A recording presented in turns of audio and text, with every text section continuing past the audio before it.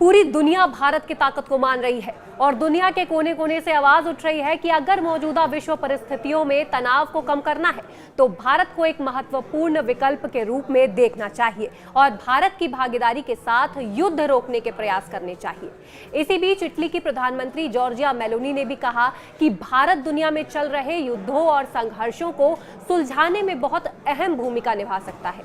New York में संयुक्त राष्ट्र महासभा के दौरान उन्होंने कहा, मुझे लगता है कि भारत इस दिशा में बहुत महत्वपूर्ण किरदार अदा कर सकता है। बता दें कि हाल ही में प्रधानमंत्री नरेंद्र मोदी और इटली की पीएम मेलोनी के बीच टेलीफोन पर बातचीत हुई थी। इस दौरान दोनों नेताओं ने विश्व और क्षेत्रीय मुद्दों पर चर्चा की थी, खासकर यूक्रेन में चल रहे संघर्ष को जल्द और शांतिपूर्ण तरीके से खत्म करने की जरूरत पर जोर दिया था। पीएम मोदी ने इस दिशा में भारत के पूर्ण समर्थन का भरोसा दिलाया। ये बयान ऐसे समय में आया है जब भारत वैश्विक मंच पर अपनी कूटनीतिक ताकत और शांति स्थापना के प्रयासों के लिए जाना जा रहा है।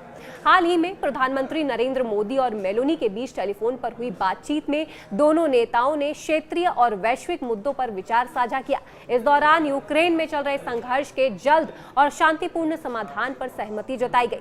पीएम मोदी ने भारत की ओर से इस दिशा में पूर्ण समर्थन का आश्वासन दिया है। दोनों देशों में 2025-29 के लिए बनाए गए जॉइंट स्ट्रेटेजिक एक्शन प्लान को लागू करने का संकल्प लिया।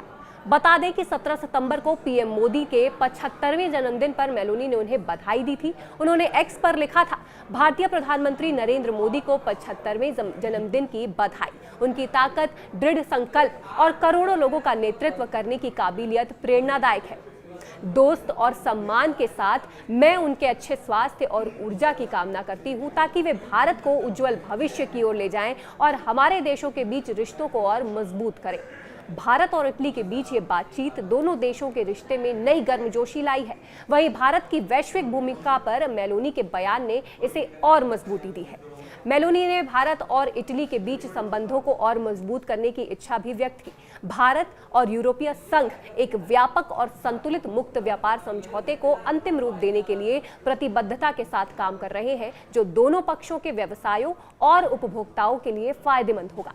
इस खबर पर आपकी क्या राय है, हमें कमेंट करके जरूर बताएं।